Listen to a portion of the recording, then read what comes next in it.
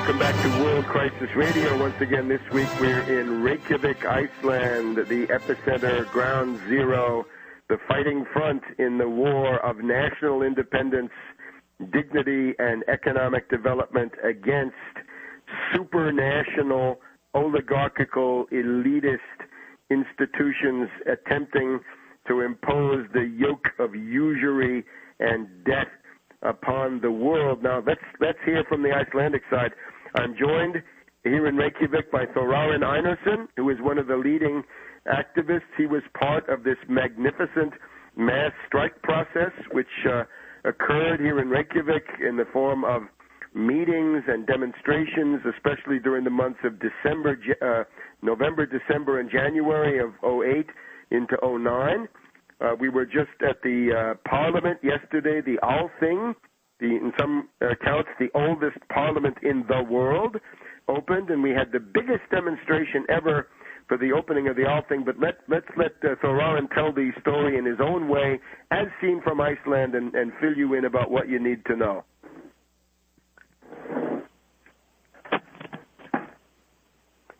Yes, hello. My name is Þórarinn Einarsson, and I want to preview about the situation in Iceland.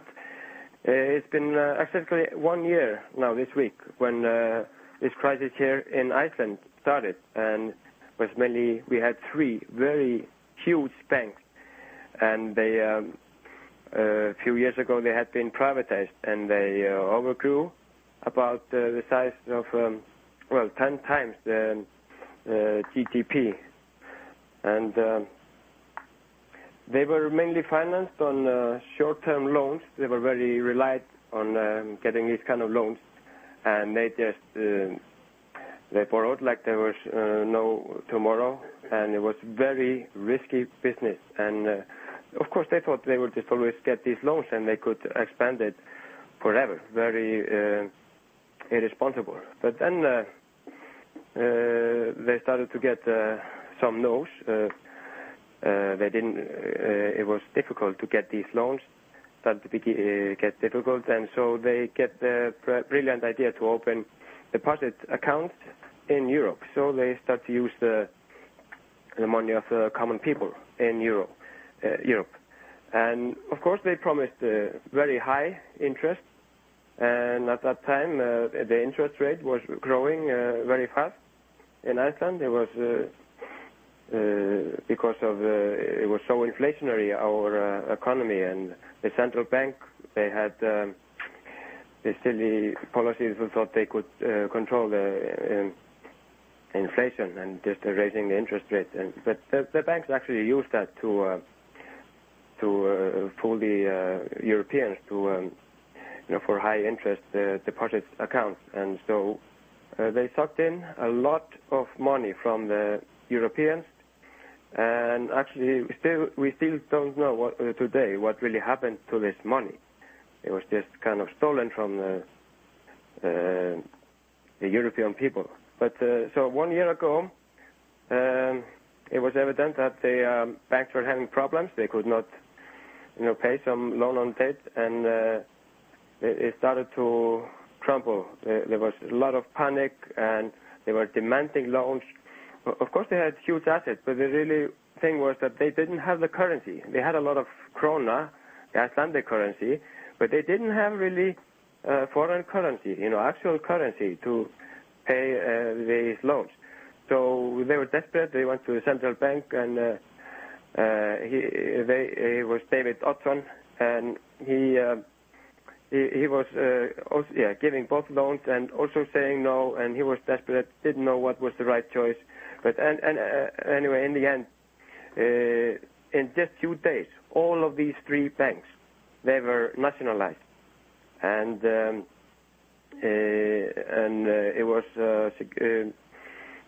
security laws in Iceland that would ensure the deposit accounts of all Icelanders, or people within Iceland, but not for other branches that were actually in Europe. So Icelanders basically kept their money system going. People having still their money, losing something. But the people in Europe that has especially what is called the ISAF in Landsbanki, they did not get their money. Eventually, others got their money from the two other banks. But this was became the dispute between Iceland and the UK and Netherlands. But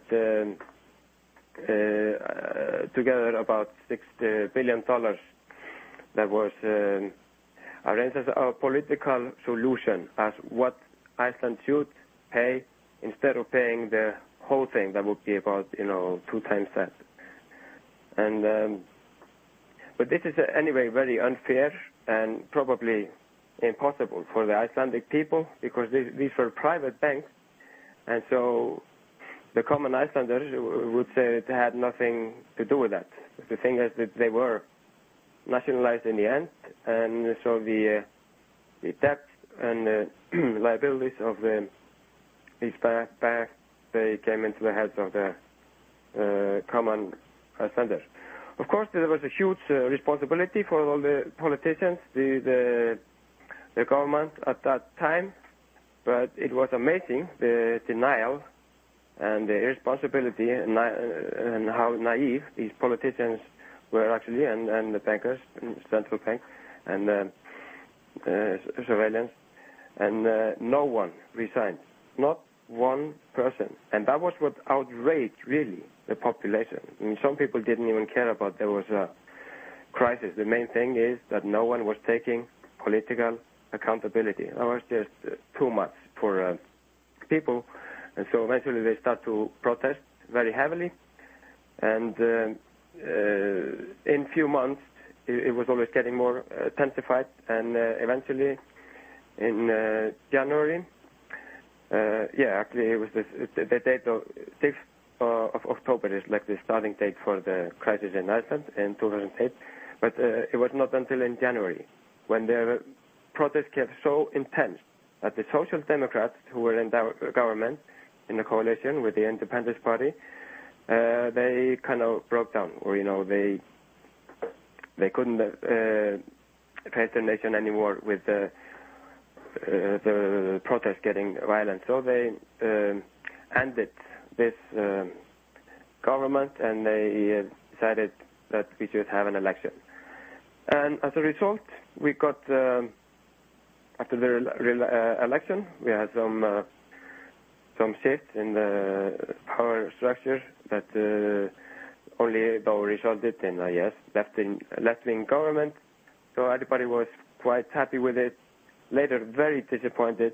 And this government is, of course, no better than the former. Now it's being mainly the Social Democrats ruling, and they just want to join the European Union, seeing it as a magic solution for all our problems. And but of course, that's a very simplified and naive view, like we know with the Social Democrats, especially here in Iceland, that they seem very blocked and naive towards the International Monetary Fund. They really think that they are here to try to help us, and we just have to face their conditions and policies.